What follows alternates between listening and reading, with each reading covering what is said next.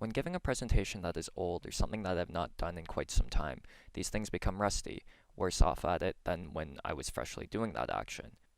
In addition to this, when I wish to communicate information and realizations I have had in the more distant past to someone who is now just becoming interested in learning about it or needing to learn about it now, I find the passion I had to explain these things are often not as intense as they were when I was discovering and freshly presenting them. I believe this is the case because this information has lost its new luster that it once had to me. However, I would hate for someone to not be able to get the information they are seeking because it is not brand new, interesting information to me.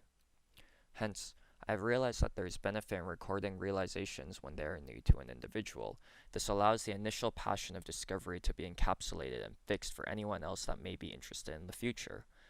Applying this reasoning to this video, my discovery is that recording content allows the information communicated to be passed on to those who it will be shared with for the indefinite future, and as such, I am recording this video while I am excited to discuss the topic so that the information can be passed on and preserved well for the future.